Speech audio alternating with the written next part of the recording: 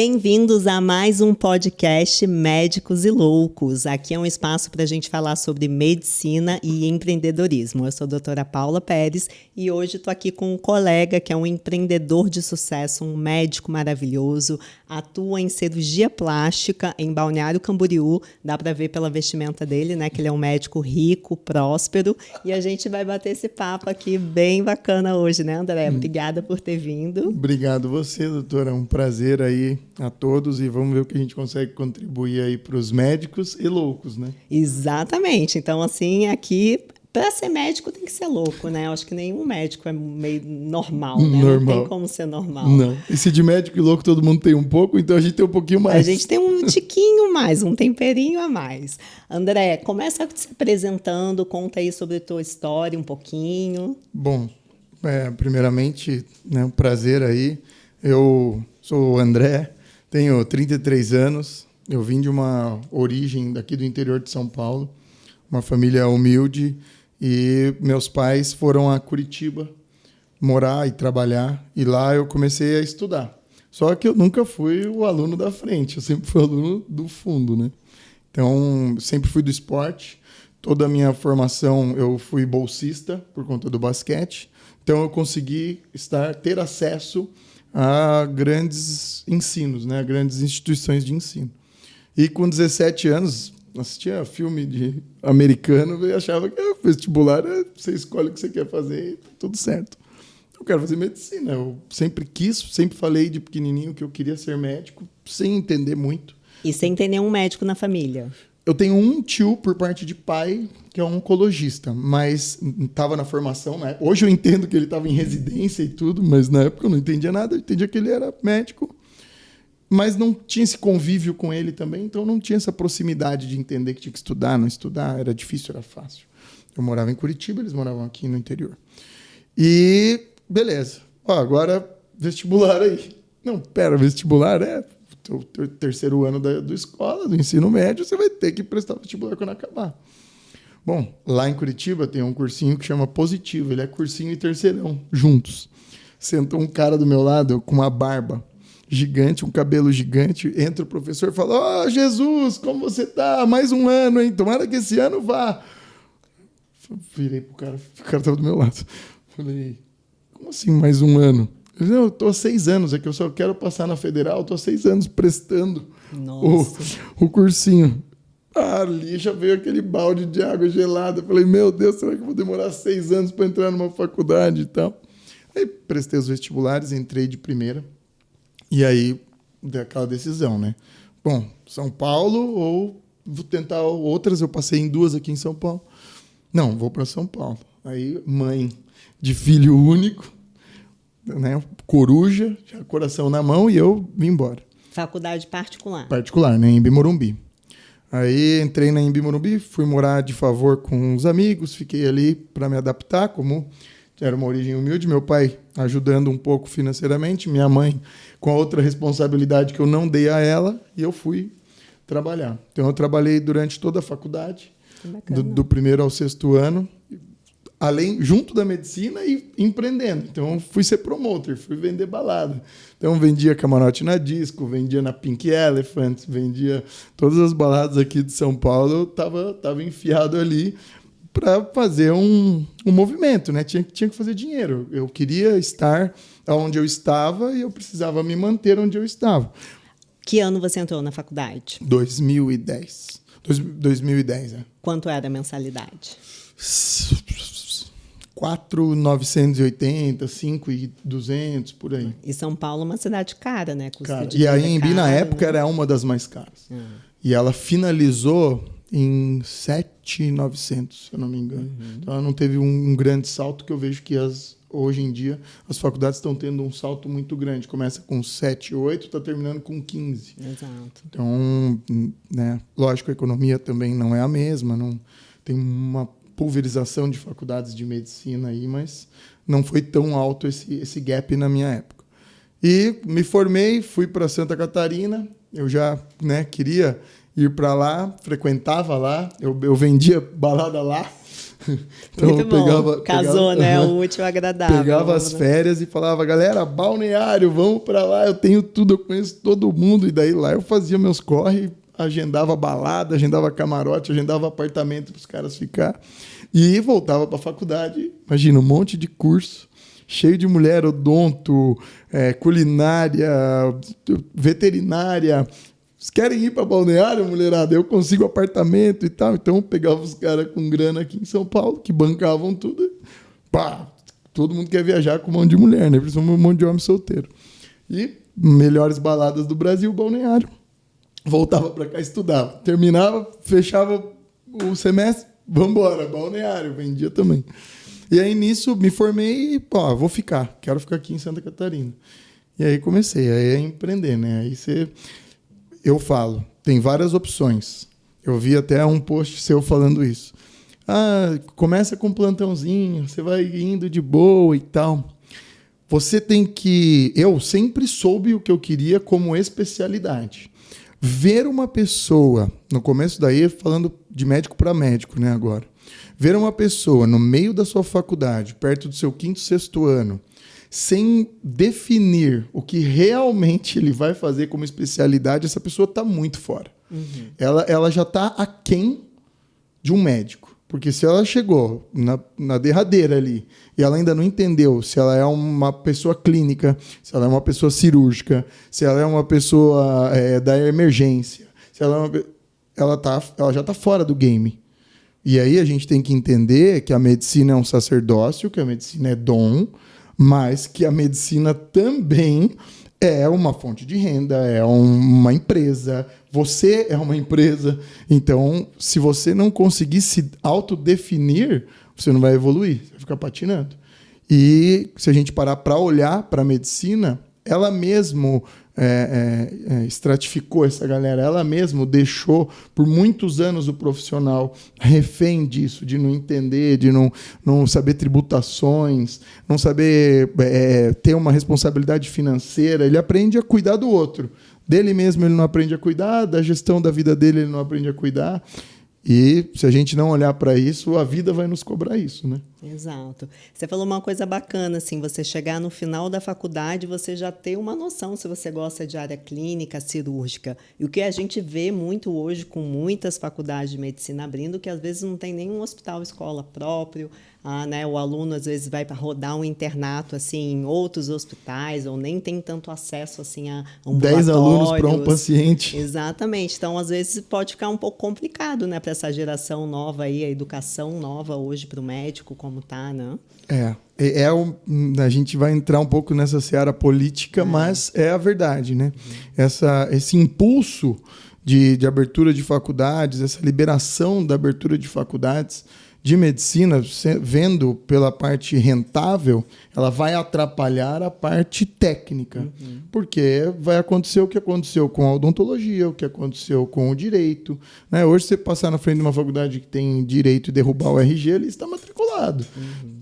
Agora, esse profissional, como ele sai, depende muito dele e depende de quem ele era. Então, essa nova conscientização do futuro médico, ela tem que começar lá no primeiro semestre, meu amigo. Então, já que todo mundo está entrando na medicina, você quer ser médico, você quer falar para o teu pai, papai, viu, eu sou médico.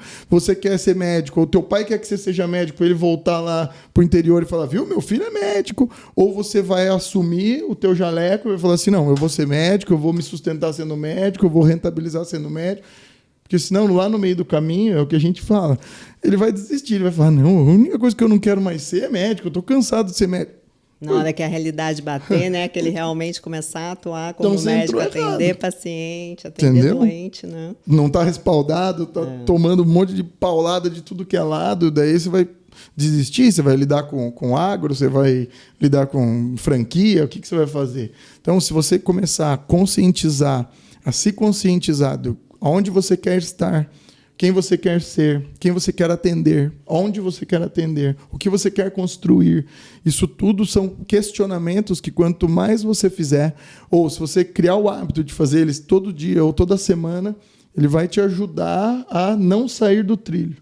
E eu acho que ninguém quer, né? No rumo da vida, sair do trilho. Durante a faculdade, construiu uma visão de futuro, e eu acho que o que falta muito também hoje nas faculdades é uma visão do mercado. Parece que a gente entra na faculdade de medicina, assim, né? A gente fica só naquela coisa técnica, aquela coisa lúdica, você é médico, você é médico. E quando você se forma, vai para o mercado, vai dar teu primeiro plantão, parece que o mundo desaba, assim, né? Porque é algo que ninguém te explicou antes, como que funciona, né? Isso daí vem um pouco, eu vejo, né?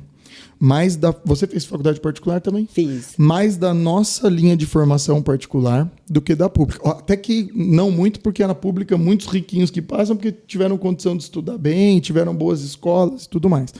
Mas eu que tive que trabalhar durante toda a minha faculdade, que passei dificuldade, você entra com uma vontade diferente, porque você sabe que aqueles 5 mil que alguém pagou, ou que você pagou, foi pesado.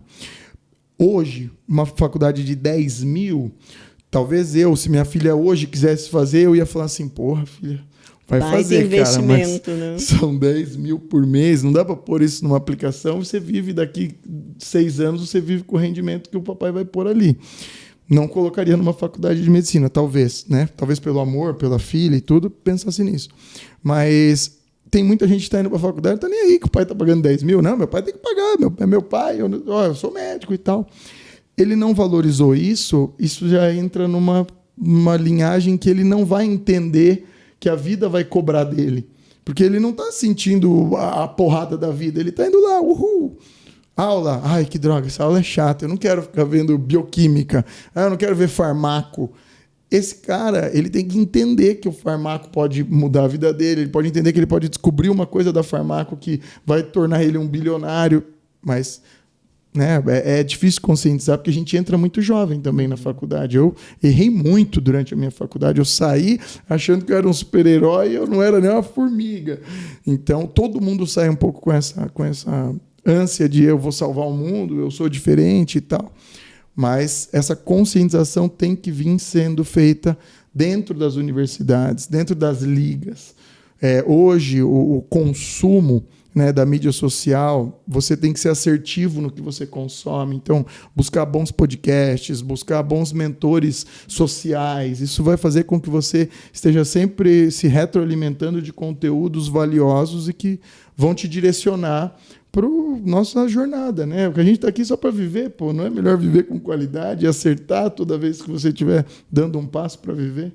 E bacana porque a tua história de ter trabalhado durante a faculdade, ter trabalhado com festas, em eventos, te trouxe habilidades que a faculdade de medicina não ia te ensinar. Então, né? Você soft skills. Soft skills, exatamente, né? Gestão aí de financeira, que você estava ganhando grana, fazer gestão do teu tempo, conciliar, né, o teu trabalho com o teu tempo, ficar lidando com essa loucura aí de festas e tal. E essa é uma coisa que eu falo bastante também, sim, na faculdade de medicina, o médico hoje, principalmente, consumir conteúdos que vão enriquecer ele, né, fora da medicina. Sabe aquele negócio bitolado que médico só sabe falar de medicina, centro só sabe falar sobre isso? O Reuniu 3 é um congresso? Exatamente. Não. Fala de outra coisa. Mas você falou, André, achei bacana. Então, quando você se formou, você já tinha pensado assim, eu não quero dar plantão. Eu não quero dar plantão, eu sou muito sistemático. Extremamente sistemático. Eu filmo no meu Instagram e falo, meu Deus, organização assim, de linha a linha, todos os dias. Um plantão é o caos. Plantão, eu provei do plantão, é terrível. É uma coisa acontecendo em cima da outra, você não consegue se organizar, você não tem tempo para nada, a hora vai passando, a ficha vai acumulando. Então, isso para mim já me deixava estressado de eu ir para o plantão. Quer ver eu estar no plantão e uma ambulância. Aí eu piorava meu plantão. Então, eu entendia que não era para mim, mas eu entendia onde eu queria chegar, o que eu queria construir, o que eu quero construir. Eu brinco que até o dia de eu morrer, eu vou ter um propósito além do que eu estou vivendo hoje. E eu fiz um business plan da minha carreira, muito jovem, mas talvez por ter entendido que a vida me cobrou isso mais cedo. Então, com 17, eu sabia como eu ia me formar. Formado, eu sabia onde eu ia estar depois de terminada a minha formação, depois de terminada a minha formação, e assim sucessivamente. Então, eu já saí um pouco mais preparado para a vida. Isso eu devo muito ao meu pai biológico, porque ele sempre falou: eu vou te bater sempre, você não espere carinho de mim. Eu sempre vou te bater, porque você pode apostar que a minha porrada vai ser muito mais leve do que a da vida. Só que eu sabendo que eu tô te batendo na hora certa, eu sei que quando você tomar uma da vida, você tá mais calejado. E realmente é verdade. Então isso foi me forjando a entender, cara, você não tem amigo. Você vai ter, lógico, você tem os teus amigos da tua vida, que você vai beber um chopp, vai sair e tal. Mas no dia a dia, ali no teu cotidiano, é você com você mesmo, é acordar, é trabalhar, é pensar o que você precisa mudar aqui, adaptar ali, realizar aqui. Se você não tiver uma linha de raciocínio muito forte, aonde você quer chegar, você vai se atrapalhar. E daí a área médica é pior.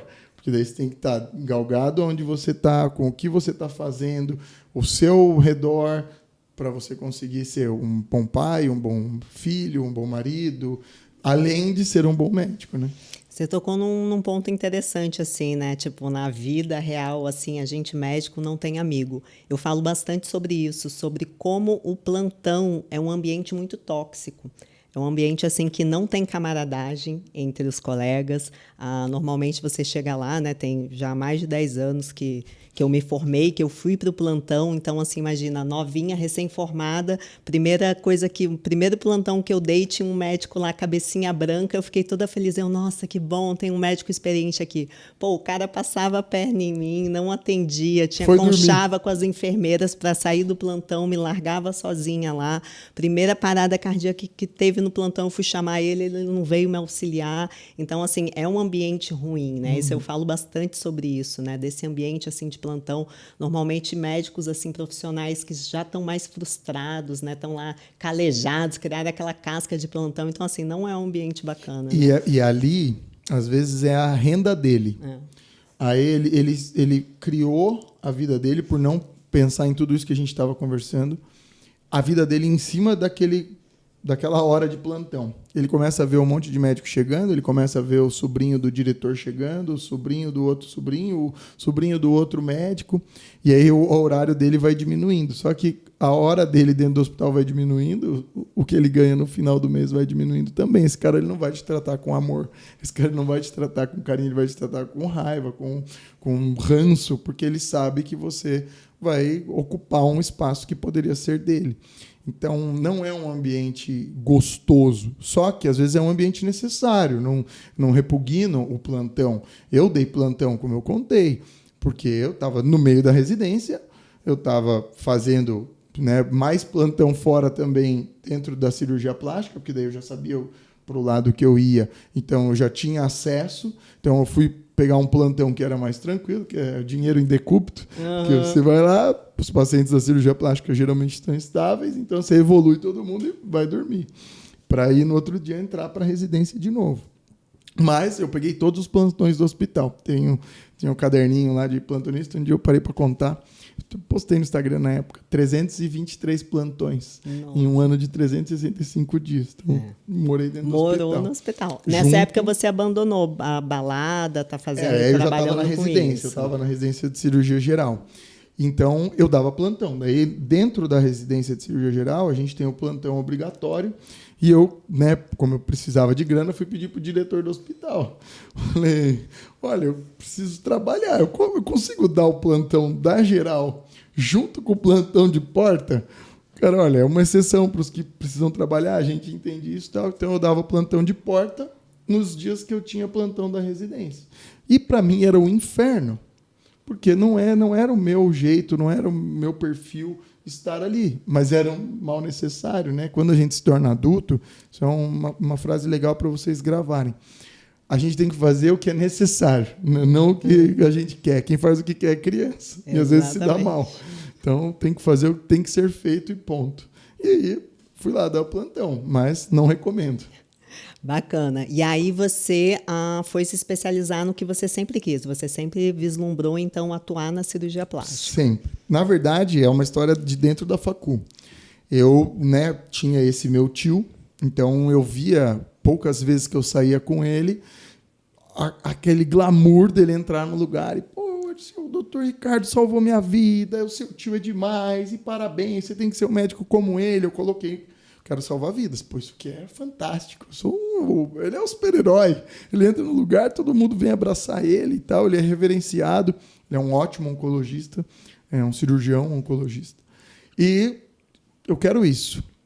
E acompanhei faculdade, né? Então eu trabalhei com o Dr. Alípio Nafal, daqui de São Paulo, um ginecologista muito legal. Depois trabalhei com o Dr. Fábio Valente, um ortopedista, e depois um cirurgião plástico, o Dr. Marcelo Mantilla. Já fazia sutura, já suturava cesárea e tudo mais. E aí os caras foram entendendo que eu tinha essa habilidade manual e iam tentando me direcionar. E eu tentava fugir. Falava, não, cirurgia plástica não salva vidas, eu quero salvar vidas e tal. E aí esse doutor Marcelo Mantilla falou assim, cara, você vai ver se não salva vidas, você está falando mal da minha especialidade, agora você vai ficar um mês do meu lado. E aí eu fui para o consultório dele e vi que realmente ele transformava vidas, porque salvava casamentos, tirava mulheres da depressão, isso é salvar vidas. Hoje, né, eu amo o que eu faço, atenderia agora, são 8 horas da noite, eu estaria atendendo sem nenhum estímulo, sem nenhum cansaço. E isso fez com que eu olhasse para a cirurgia plástica, mas eu ainda assim queria a oncologia. Aí eu estava num estágio com o Dr. Jorge Padilha, da Beneficência Portuguesa. O cara estava dissecando um tumor de aorta por vídeo. Nossa. E ele clampeou a aorta abdominal, sangue pelo trocáter, assim. Nossa. Ele desesperado, paciente HIV positivo, ele cheio de sangue que espirrava pelo trocáter, ele tendo que converter cirurgia. Meu melhor amigo de faculdade, um anestesista, o Dr. Fernando Ueno, hoje dono da Azoto Tatu, que é algo polêmico aí do momento, me cutucou e falou assim, e aí, você teria cabeça para ligar para tua mulher agora? Porque ele sabia que eu sempre fui ciumento, assim, ligar para ela e falar, suspende o jantar aí, hoje é nosso aniversário de casamento, eu não vou conseguir ir. A cirurgia vai atrasar aqui, deu um probleminha, vai demorar mais 8 horas. Você conseguiria isso? Mais um balde de água gelada na minha cabeça. Realidade. Fiquei olhando. Ele falou, você sabe que o seu caminho é a cirurgia plástica. Você é um cara muito pragmático. Você precisa ir para áreas... E ele era mais velho, então é uma visão que é bom a gente passar. Você precisa ir para áreas que são muito mais... coisas muito mais certas, cirurgias eletivas, que você sabe mais ou menos o seu tempo de duração, que você sabe quantas você pode agendar no dia. Não adianta você ir para essas outras áreas que você vai ser um médico infeliz. Uhum. E aí eu comecei a enxergar que realmente o meu caminho era para a cirurgia plástica. E uma passagem engraçada, assim, a gente estava no hospital fazendo um estágio. Aí um dia ele virou para mim e falou assim, cara, olha para os teus amigos, meus melhores amigos de faculdade, todos de tênis, calça jeans e camiseta e jaleco. E eu de terno e jaleco. Aí ele falou, você acha que qual deles aqui tem característica para ir para cirurgia plástica? É só você, meu filho, para de brigar com isso e vai logo para cirurgia plástica. Então eu fui vendo que eu tinha mesmo esse feeling de conversar, de fazer a pessoa entender sobre beleza, falar de uma maneira mais fácil com a pessoa, porque é difícil falar, tem que melhorar isso aí, hein? A pessoa pode, né, ter uma repulsa do que você está falando, não pedir para você apontar meu defeito e tal, então também tem que ter algumas soft skills que eu via que eu tinha. E aí a vida vai levando, né? A minha mãe é dermatologista. E eu sempre observei ela, assim, as pacientes dela, e eu sempre falei isso, gente, eu não sirvo para ser dermato, porque eu não sirvo para estar lidando com uma mulher insegura, insatisfeita. A mulher chega de um jeito, faz o procedimento, volta, fala que não mudou nada, sempre tem que ter aquele tato. E minha mãe é uma mulher que tem muito tato com as pessoas, bastante paciência, e eu olhava para aquilo e falei, gente, a área de estética realmente não é para mim. Eu sei que para onde eu não vou. Exato, então assim, tem que ter esse tato, né, na cirurgia plástica. Tem. Minha mãe é isso que você falou, minha mãe, ela acha uma pessoa no mercado, se tem uma pinta, uma coisa, ela vai lá e fala, não, você tem que tirar esse sinal, tal, não sei o quê, com um jeitinho, a pessoa não fica ofendida, então realmente é uma habilidade, né? É uma habilidade, e a faculdade é o melhor momento para você tentar compreender isso, porque lá você pode errar. Então, vai explorar, mergulha na faculdade de medicina. É a melhor forma de você sair de lá mais seguro, mais técnico, mais respaldado, mais consciente e firme de quem você vai ser. A gente estava falando, né, do Douglas. Pô, o cara na nutrologia é clínica. Eu não conseguiria ficar uma semana na nutrologia, porque eu não vou pôr um pijama cirúrgico, não vou pôr uma luva, não vou abrir ninguém, não conseguiria. Eu odeio a clínica. Mas eu tenho que também criar soft skills para fazer a parte clínica dentro da minha especialidade ser algo gostoso. Então, você vai lá, é um bate-papo. A paciente recebe um iPad com um vídeo para falar toda a parte burocrática, toda a parte cansativa de uma consulta. E na minha sala mesmo, eu bato papo, eu converso da empresa dela, eu converso da família dela. Porque ali eu preciso ter uma leitura de quem é minha paciente. O que ela imagina do que ela quer, o que ela busca. Ela tem conscientização de quem ela é. Aonde a gente vai conseguir chegar dentro da cirurgia com ela, porque senão ela chega com um limiar de expectativa totalmente diferente.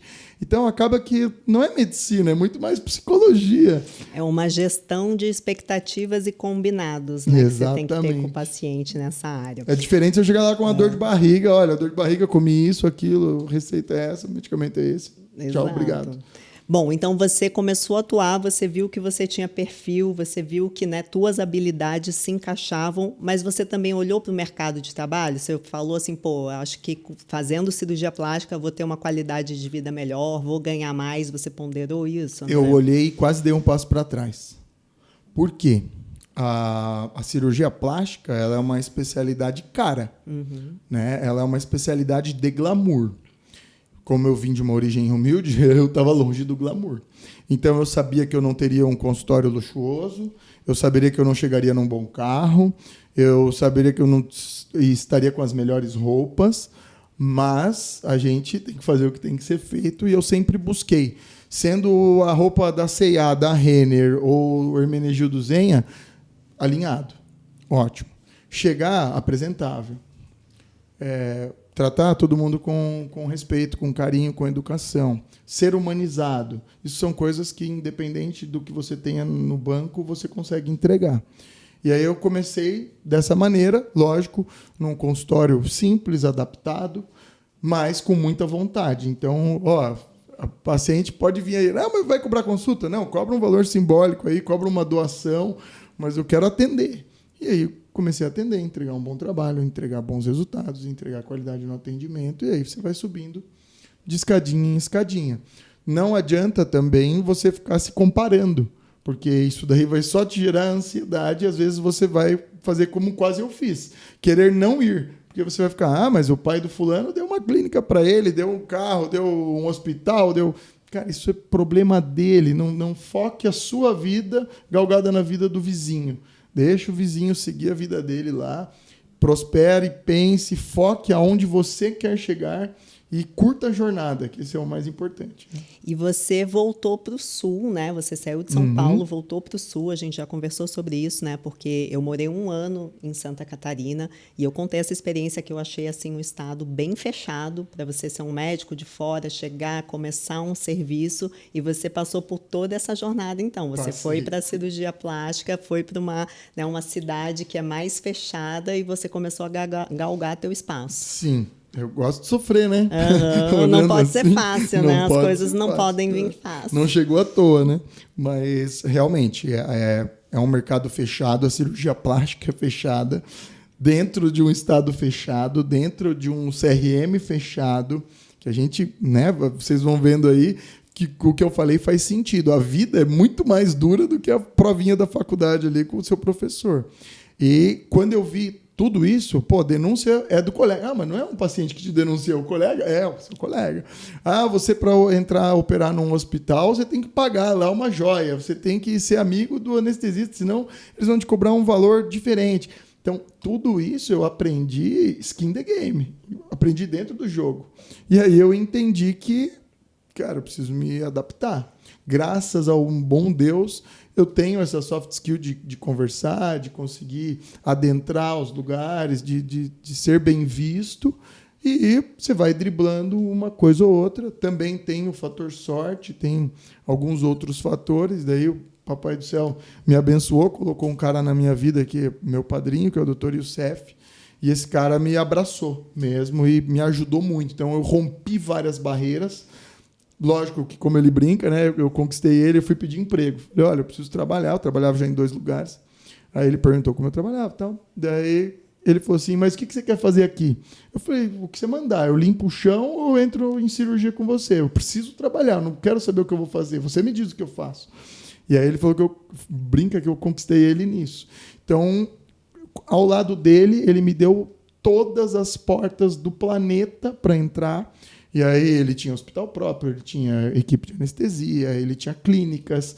E isso tudo fez com que eu tivesse daí uma visão paulista, né? Porque eu brinco que São Paulo é o pulmão do Brasil, então a gente aqui respira empreendedorismo, as pessoas aqui são focadas em trabalhar. Quando eu cheguei no Sul, as pessoas num ritmo mais tranquilo, mais leve, eu estava voando, acelerado.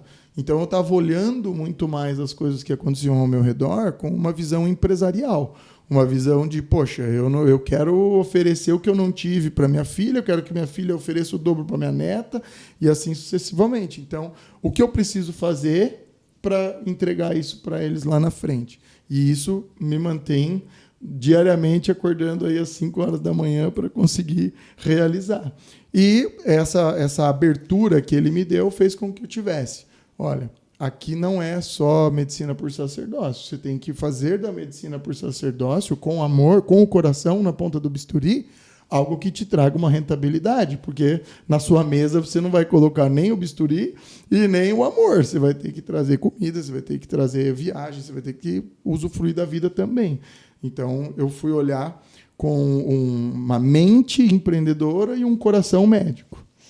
Muito bacana isso que você está falando. É justamente por isso assim que eu fiz esse podcast, esse espaço, porque esse é um tipo de conversa, gente, que não é comum da gente ver aí na medicina, né? Você não vai escutar isso na tua residência, você não vai escutar isso na faculdade.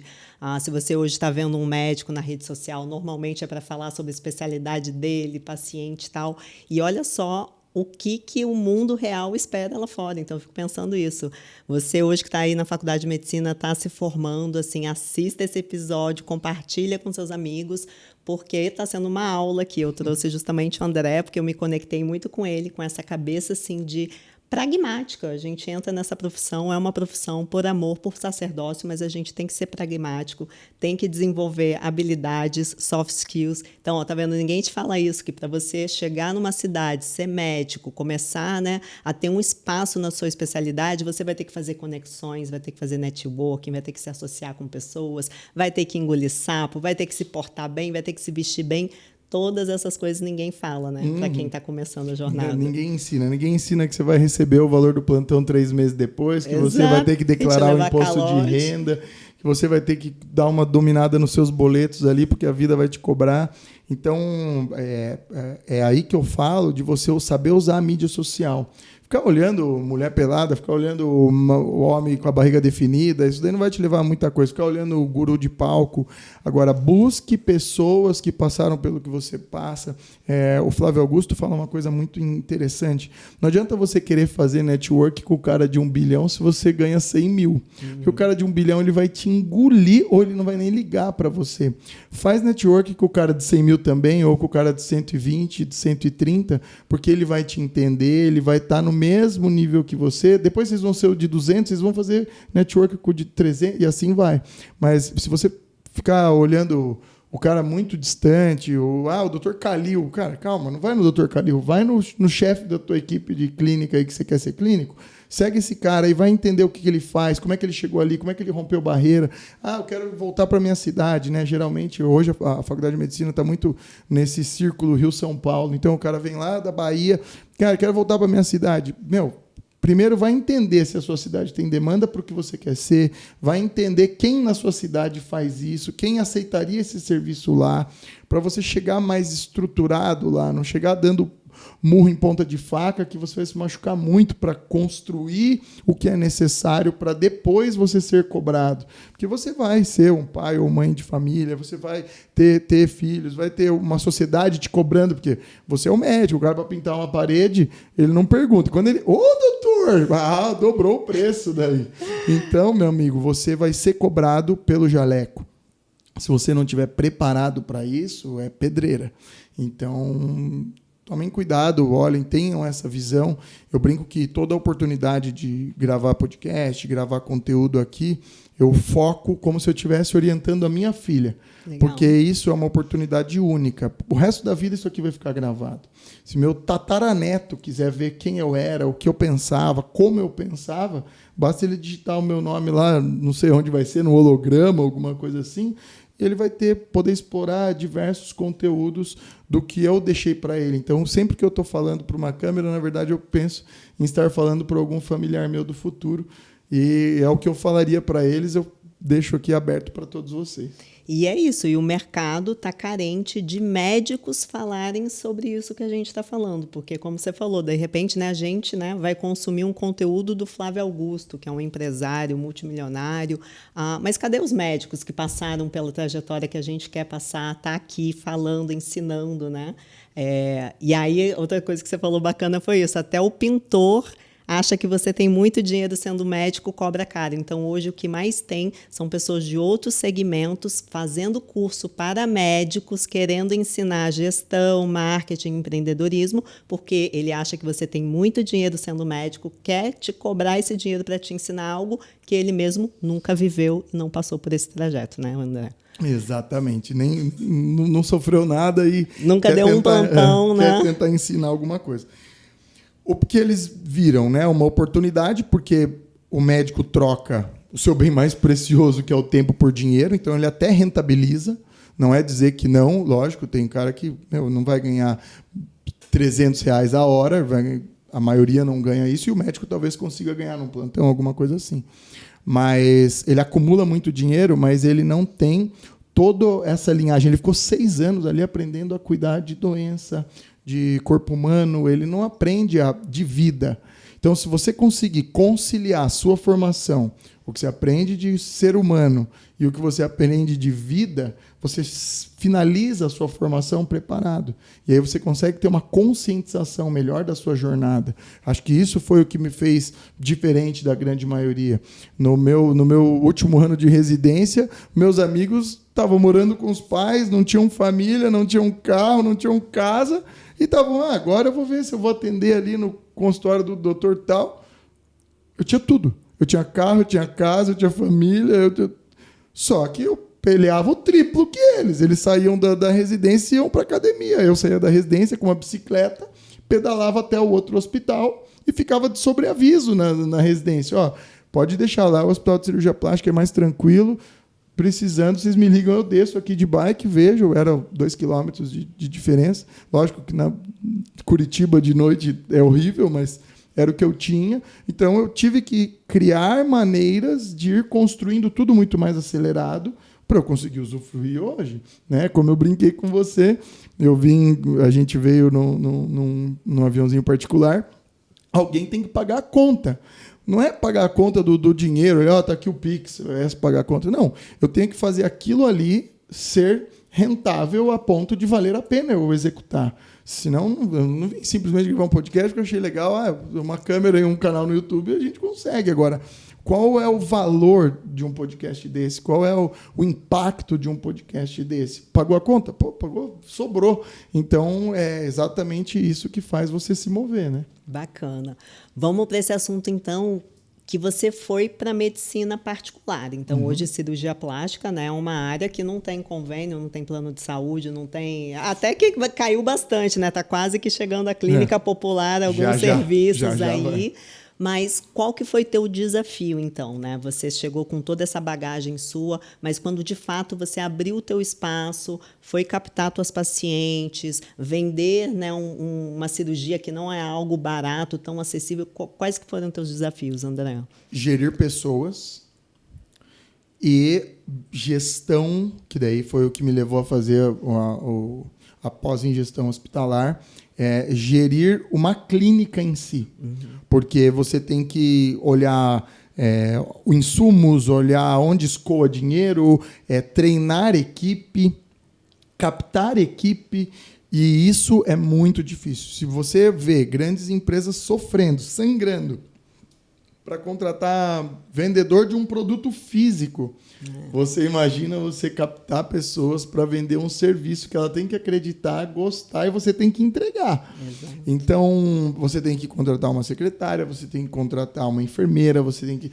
Para você ir para essa área, eu brinco que é você saltar de um avião e costurar o paraquedas na queda, porque cada pé ali que você desce, você tem que dar um pontinho para você chegar no solo vivo, porque é desafiador demais.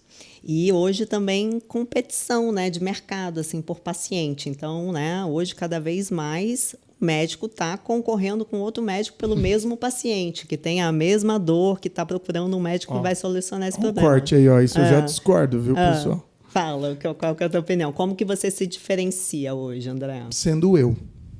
Aí você me falou uma frase que eu quero que você repita aí para o pessoal, que a gente falou antes. Eu chamei o André, gente, porque ele é polêmico igual a mim. Eu falei, esse podcast aqui vai ser sem papas na língua, né? Que eu falei aquela frase agora, como é que foi? Foi, é melhor você desagradar 80% das pessoas para agradar 20% do que você passar desapercebido por 100% das pessoas. Exatamente. Então isso, como eu já tinha uma visão humanizada, eu já tinha praticado o atendimento, já tinha me mergulhado durante a faculdade em ambientes que me fizeram, se você não souber chegar, não souber se comunicar, você vai sair fora. A primeira paciente sentou na minha frente, eu estava no primeiro estágio da faculdade, eu não tinha barba.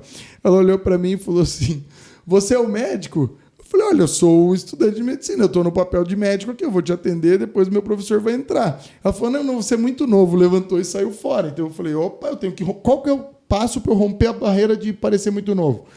Vou deixar a barba e vou me vestir melhor. No outro dia eu já não fui igual. Então você tem que evoluir.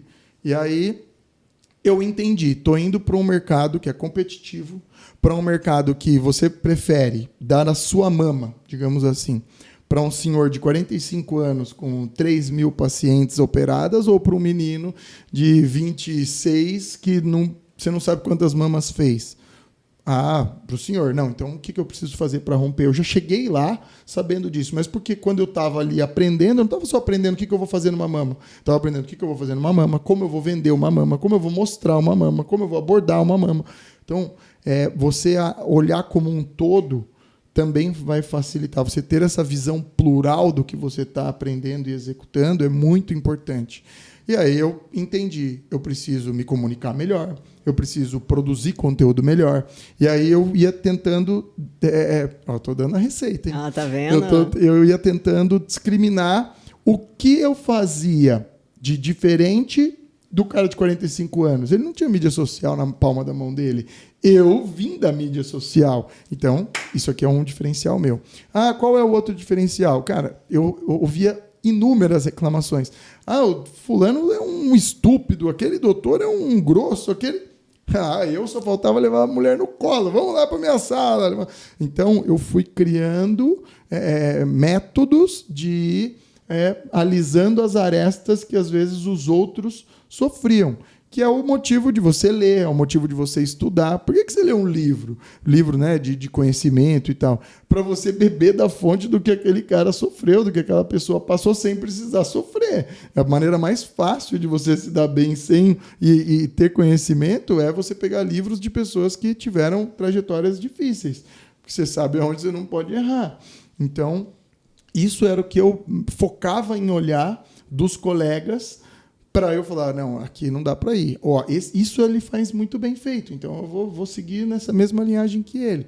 Por isso, beber de outras fontes, beber de conteúdos é muito importante. Até hoje, eu sei falar de moda, de maquiagem, de cabelo, eu sei falar do que você quiser, mas por quê? Da língua da sua paciente, né? Porque a minha paciente vai falar disso, como é que eu vou falar com ela do peixe? Cara, não, de peixe futebol, eu não entendo. Falar de futebol. De peixe eu não entendo, você me desculpa, não sei nada de pesca, de vara, porque meu público não é esse. Agora, você é um urologista, cara, vai falar de peixe, vai falar de vara, você viu o molinete da Shimano? Porque o teu público vai consumir isso. Se você quiser ter sucesso, você vai ter que falar a linguagem do seu público. Se adaptar, com certeza. Gente, uma aula aqui agora, hein? Gostei, André, parabéns.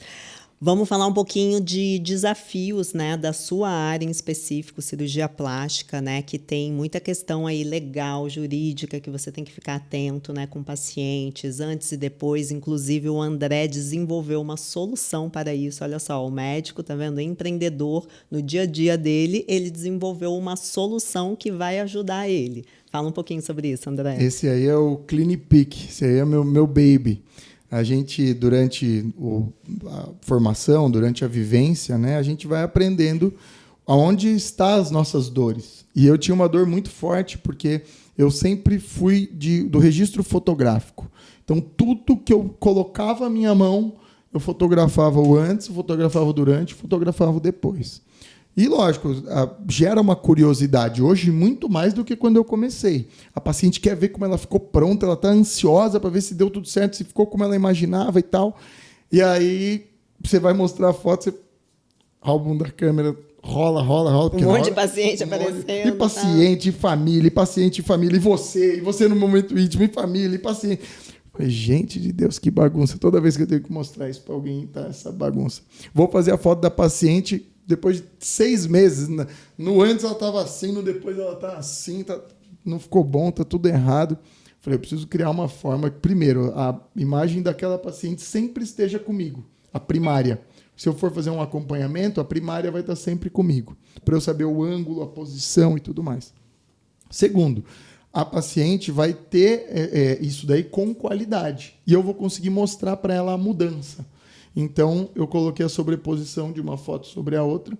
São imagens reais e inalteráveis para que isso se torne, né, um respaldo jurídico junto do aplicativo. Então, ele virou um prontuário fotográfico com um selo de autenticidade ali, de que aquele seu portfólio é inalterável. Né? Porque agora a gente está na época da IA, né? Então a gente tem que tomar muito cuidado. Até uma coisa, né, atual, assim, uma resolução atual aí do CFM, que a gente pode divulgar fotos de antes e depois, né, desde que essas fotos não sejam manipuladas. E cunho educacional. Com isso cunho educacional, importante. Sem garantia de resultado, né, sem promessa de garantia de resultado. E isso que você criou, interessante é isso, porque tem esse selo de que não foi alterado. Porque o que garante que aquela foto que você está vendo na rede social do antes e do depois, ela não foi manipulada? E a rede social, para o CFM, ela é uma rede pública.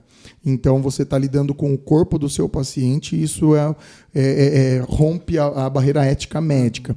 Dentro do aplicativo, você pode distribuir o seu acervo de pacientes. Então, ele fica de uma maneira velada, estrita e fechada, porque cada login e senha tem o seu IP, para quem está vendo e está direcionado o seu antes e depois, o seu portfólio.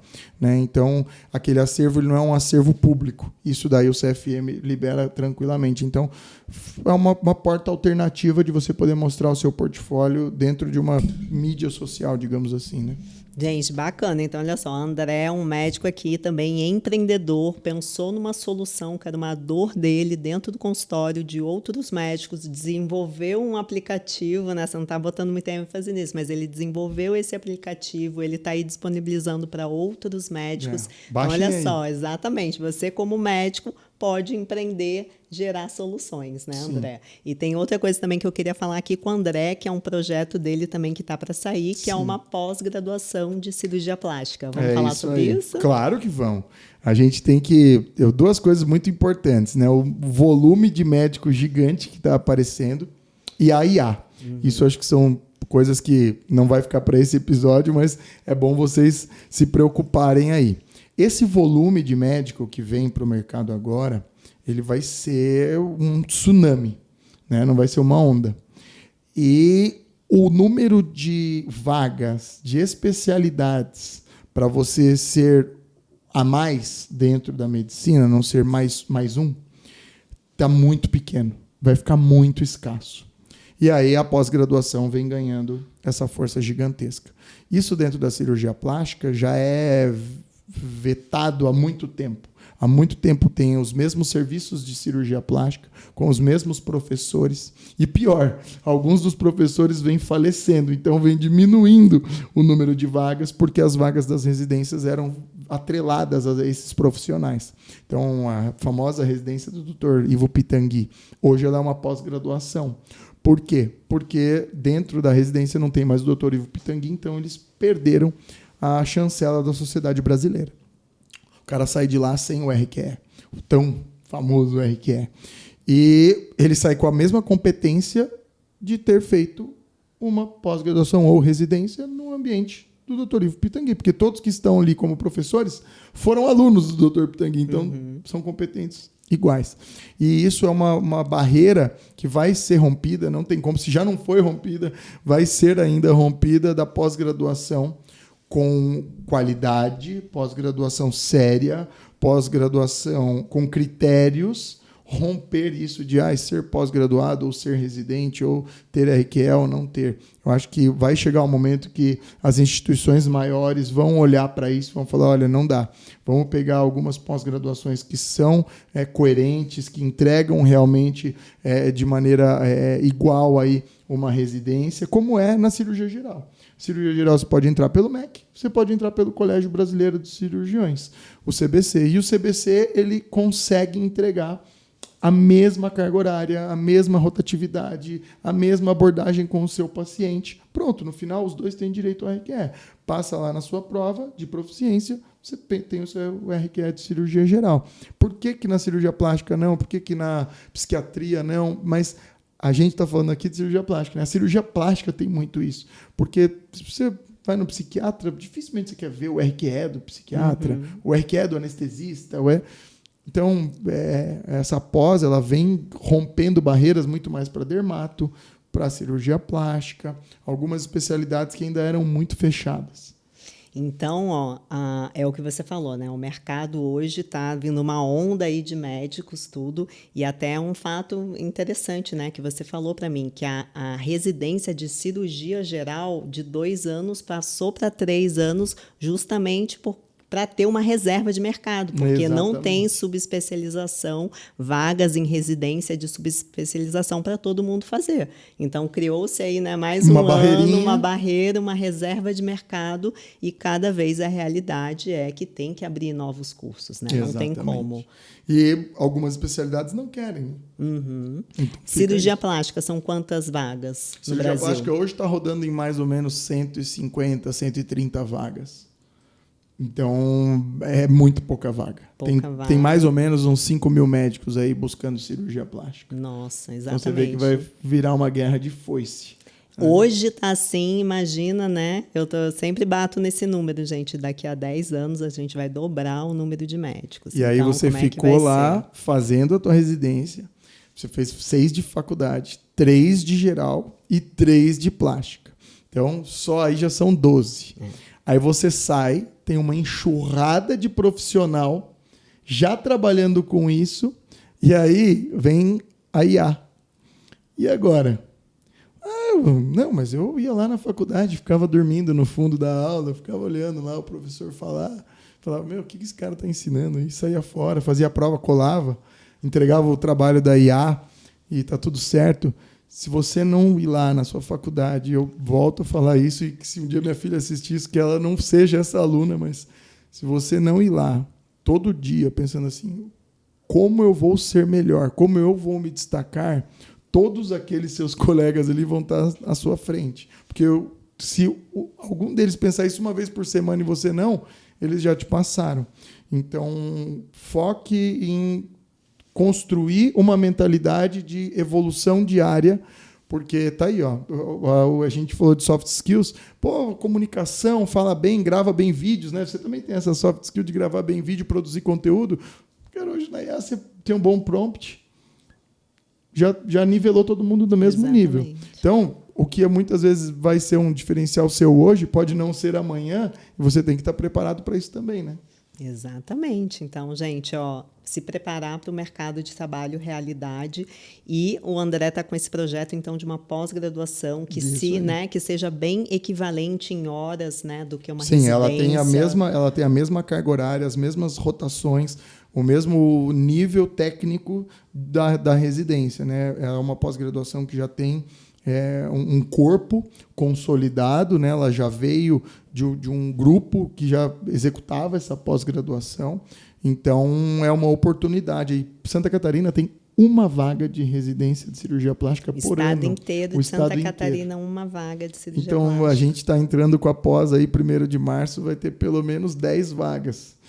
Bacana. A gente já vai trazer 11 vagas para o estado de Santa Catarina. Então, eu acho assim, você acha que o cara de Santa Catarina ele não queria morar ali para fazer a residência dele? Ele queria vir aqui para São Paulo, passar um perrengue, ou ir para o Rio de Janeiro, criminalidade alta.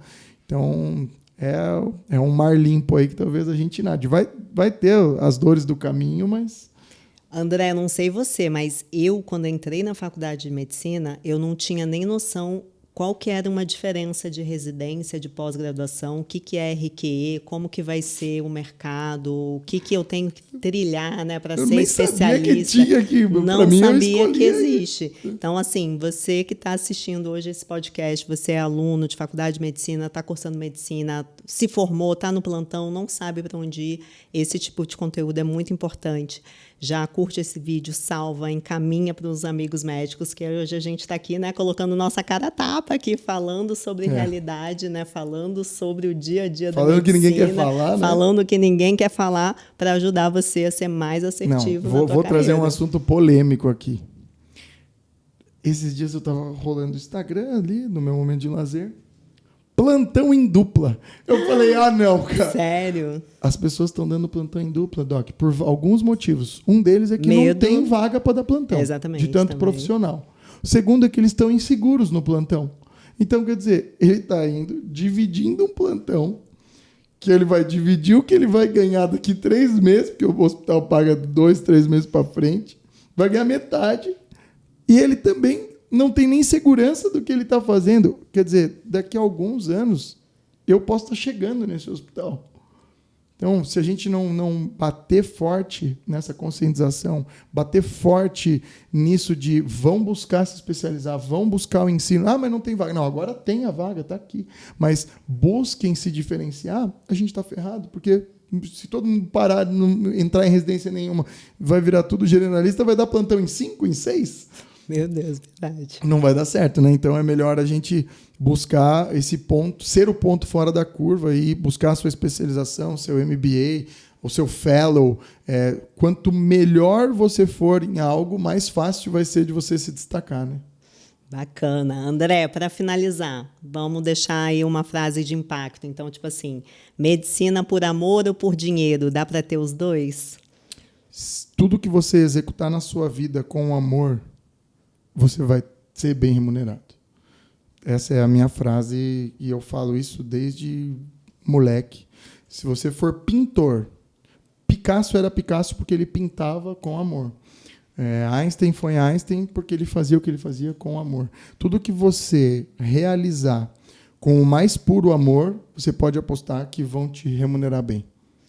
Mas não caia também nesse, né, achar que medicina é só sacerdócio, que você vai viver de amor, respirar amor, porque como a gente está aqui falando, né, tem um mercado aí de trabalho bem complicado para os próximos anos. Fazer com amor não é achar que você vai ser remunerado com amor.